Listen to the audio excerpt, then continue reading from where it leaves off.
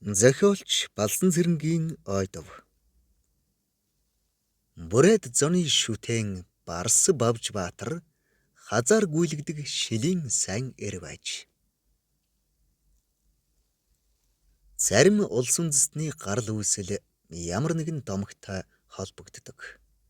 Тухайлбал Ромул, Римул хэмээх ах トゥ хоёрыг өлөгчин чон тэжээж өсгснөөр эртний Ром улс үүссэн гэдэг домог бий. За тэгээд Киргизүүд цагаан барын удам, Япончууд болон эртний Ацтекууд нарны бурхны удам гэдэл цоворч өгнө.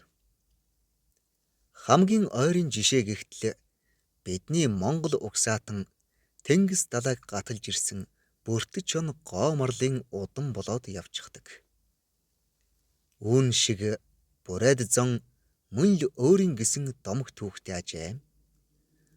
Түүхэн баримт материалуудад тулгуурлан Бүрээд зонын уг гарвлыг үлгэр домог, археолог, этнографийн талаар авч үзэж болно. Домог ярианы үүднээс авч үзвэл Асуй хан Удган хэмээх хоёр хүн айл гэр болон аж төрөн амьдарч байжээ. Тэгээд хоёр хүү төрүүлсний нэг нь Бурайдай, нөгөө нь Хордоо бөгөөд ах Бурайдай нь сүрлэг өндөр уулын оройдох Жүдү модон дотор амьдардаг гоо үзэсгэлэнтэй нэгэн бүсгүйтэй ханилан сууж Ихрээд, Булгад хэмээх хоёр хүү төрүүлжээ. Ихрээд нь 8, Булгад нь 6 эцгийн овг үүсгэсэн гэдэг. Харин Хордоо нь байгаль нуурын ойхон ойлгон арал буюу Якутын Садантын цагаан нуурын орчим газар хун шувууны охин Ховоши гэгчтэй ханилан сууж 11 хүү төрүүлснээр Хордоо буюу 20-ын 11 эцгийн овгийг үүсгэсэн гэж домоглон ярилцдаг. Тэгээд Бухан ноён аавтай, Будан хатан ээжтэй билээ гэлцдэг. Хорь төмөд Хордоо мэргэний тухай бас нэгэн домогт өгүүлэхдээ өн эртний цагт байгаль нуурын хөвөөнд хорь төмөд Хордоо мэргэн гэдэг ах トゥ хоёр амьдран суудаг байжээ. Нэгэн цэлмэг сайхан өдөр хорь төмөд нь байгаль нуурын эргээр явж байтал зүүн хойд зүгээс 9 хүн шувуу нисэн ирж нуурын захад бууж усанд орж зугаалахдаа гоо үзэсгэлэнтэй 9 охин болжээ. Хорь төмөд нуугдан очоод хүн шувуудын хувцснаас нэгийг авч нуужээ. Нөгөө охид уснаас гарч хум болон нисэн одоход нэг охины хувцас байхгүй байсан учраас арга буюу үлдэжээ.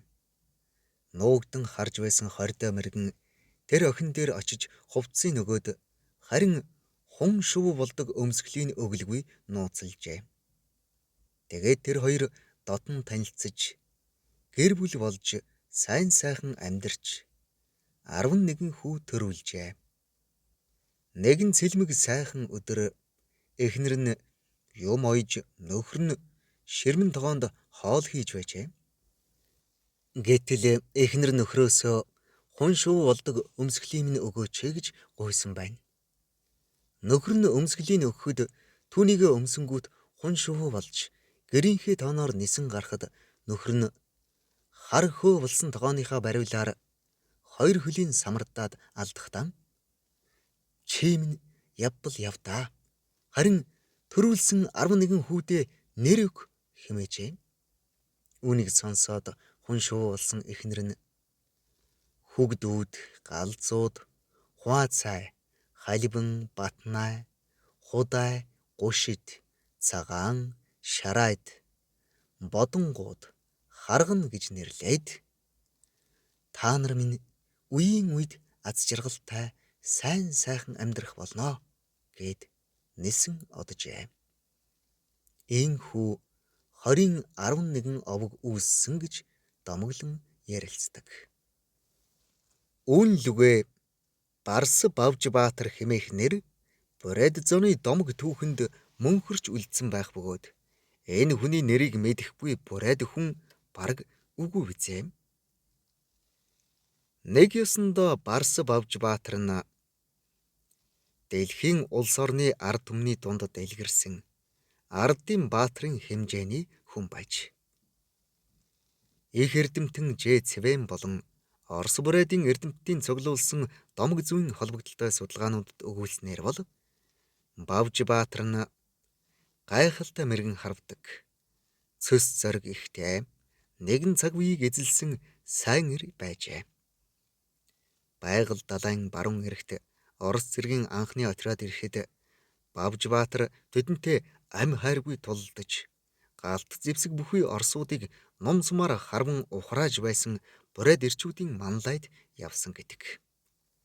Түүнийг байгаль далайн дундах ойхон арал дээр төрсөн гэж зарим домогт өгүүлдэг.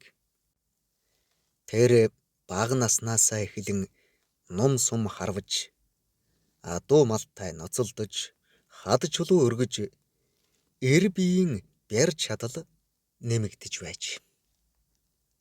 Тухайн үеийн бурайдууд 40 нас хүрч гэмээн би сая бяр суулаа гэж үздэг байж л дээ. Харин Бавжбаатар хар нилхаасаа л бяр суужээ.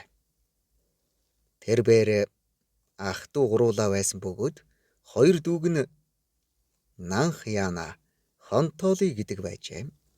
Ах トゥ гурав заримдаа Ар Монголын дааган дэл хэмээх газар хүртэл явж, сүргээр нь адуу хөөж нутагтаа аваачаад ядуу ардуудад тараадаг байсан тухай олон янзын домог яриа байдаг. Бавж нэг удаа ойд ганцаараа явж байтал газар дороос утаа олгойдож байхыг олж үзжээ. Тэгээд тэр зүг рүү явж очтол нүхэн оромжны амсар дээр нэгэн сохор чавганц сууж байв гин. Тэр чавганц Бавжийн хөлийн чимээнээр сэртсхийснэ.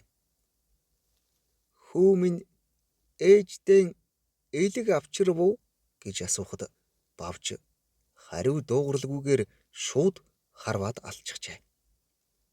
Тэгтэл нүхний мухраас нэг эмэгтэй гарч ирээд би махчинд баригдсан хүн байна. Миний амийг авраач.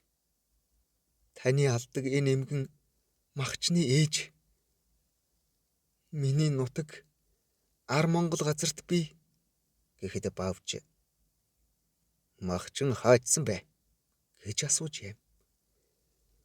Хүний мах олж ирэхээр явсан, удахгүй ирнэ. Та хурдан нуугд. Тэр хэнд ч дийлдэшгүй асар их бяр чадалтай гэж хүүхнийг хэлэхэд Бавж би тэр махчинтай тулалдмаар байна. Тэгээ чамайг эндээс гаргаж нутаг руу ч хүргэж өгнө хэмээгээд нэгэн хадны ард нуугдж махчин эрийг хүлээжээ. Бүрий болмогц махчин ирсэн бөгөөд Бавжбаатар түүнийг шууд харваж алсан байна. Тэгээд мөнөө хүүхнийг Ар Монголд хүргэж өгөөд буцах үед хүүхэн амийн минь аварсан ачт хүн танд энийг өгье гэд алтан бөгжөөн өгчээ. Бавж тэндээс сүрэг адуу хөөгөөд нутаг руугаа буцсан гэдэг. Үүнээс хойш тэр бээр хэдэн жилийн дараа дахин адуу хөөхөөр Ар Монголд ирсэн боловч халагчуудад баригджээ. Тэд түүнийг барьсандаа учиргүй баярлаж олон жил баригдаагүй хулгайчийг баярлаа хэмээн найр наадам хийсэн байна. Найр хавт гарч үүр шөнө болох үед хасаг дэргэнд хүлэгдсэн Бавж дээр нэг эмэгтэй хурж ирээд хүлгийг хутгаар огтлон сулжээ. Чи хэн бэ гэж Бавжийг асуухад хүүхэн аягны хариу өдөртөө, агтны хариу жилдээ гэдэг. Та тэр жил махчингаас миний амийг аварсан хүн шүү дээ. Одоо бушуухан яв хэмээжээ. Бавж тэндээс мөн л азар гадуу хөөгөөд нутаг руугаа буцсан байна. Ер нь тэр алс нутгаас хөөж ирсэн адуу малаараа нутгийнхаа өлөн зэлмэн ядуусыг тэжээж тэтгэдэг байсан гэдэг. Нэг удаа тэр бээр Ар Монголоос адуу хөөгөөд буцах замдаа Эмээлт морины минь давхианд эвэр ном минь доргино. Эвэр номын ха доргионд энэ л газрыг туулна. Хотгор морины минь давхианд хуйг дуулга минь харшина. Хуйг дуулгынхаа харшаанд холын нутгийг туулна гэсэн дуу зохиож дуулсан гэх домог бий. Бавжбаатар зөвхөн ар Монголын хойд хил хаваар холихоод байдаггүй. Байгаль далай, сэлэнг, бад, худнай, ингэдэ, онон голууд, цас дуул, яблооны шил, алхан уул, агын тал, амар мөрөн, дариганг, хэрлэн гол хүртэл хэрэн хэсч явсан гэдэг билээ. Нэг удаа тэр хоёр дүүгийнхээ хамт байгаль далайгаас хойш их хөвчөд гөрөөлж яваад битүү модонд төөрч хоолундгүй олон хоног явжээ. Гурван морин алж идэн ам гарсан ч нэмэр болсонгүй. Эцэст нь тэд хэн нэгнийгэн идээд хоёр маань нутгийн бараа харъя гэж ярилцсан байна. Тэгээд шодож үзсэн чинь дүү танх яанаа нь алагдах болжээ. Гэвч нөгөө хоёрт нь танх янаагаан хороох зориг хүрсэнгүй. Танх янаач алагдах дургүй яваад байж. Төдөлгүй тэдний өдөөс олон бар дайрчээ. Харин энэ үед танх янаа нэг барыг хутгалж алснаар ах дүү гурав барын мах шарж идсээр их хөвчин хаяанд гарч ирсэн гэдэг. Энэ цагаас хойш бавж учир утгагүй уул хадаар хэрэн хэсгийг хүсэлгүй эхнэр авч хүүхэдтэй болжээ. Түүний хүү Зантхар хэмээх нэртэй бүх төрхтэй сайхан эр болж мөн л эцгийнхээ нэгэн адилаар ар Монголоос адуу хөөх болсон байна. Гэвч нэг удаа халахчууд түүнийг Бурайд нутагт байх Хёлгоо хэмээх гол дээр отож баривчлаад өрлөн хороожээ. Хүүгийн алуулсан Бавжбаатар энэ цагаас хойш дайсан ирвэл надад хэлээрэй. Би нэгийг боловч намнана гэдэг болж. Учир нь Бавж хэтэрхий хөгшөрсөн тул хоёр нүдний зовх доошоо бууж юм харж чадхаан байж л дээ.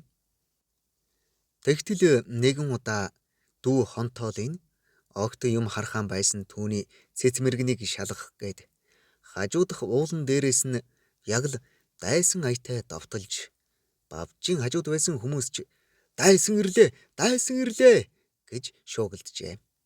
Энэ үед Бавж нарийн бургасаар нүднийхээ зовхийг яах ихэн завдалгүй өргөж тэвхтэн номс маань шүүрч аваад төвөргөн хотгор марны маань явдал шиг эмээл дээрэн ирж яваана хонтоолын дүү маань чим шиг гэж үгэлсээр сумаан тавьжээ. Харамсалтай нь түүний харвсан сум томоогүй дүүгийн толгойг хаг харавж алсан гэдэг.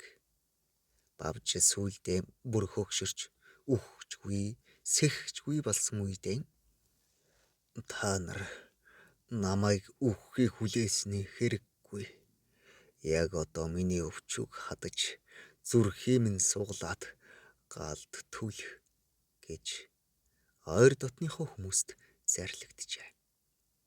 Тиймээс эцэг өвгдийнхөө өвгийг ёсоор болгодог эртний заншил ёсоор Баатар эрийг эцэслүүлсэн гэдэг.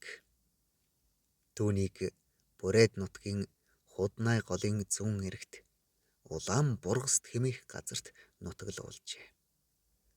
Хожим түүний цээжинд чон гөлгөлдөг байсан гэж домголдог. Бавжбаатар цээжиндээ хавиргагүй үргэлж ястай хүн байсан гэх бөгөөд ёстой л манай торой банд шиг ард олныхоо дунд нэрд гарч домог болж үлдсэн эгэлгүй сайн ир байсан бололтой.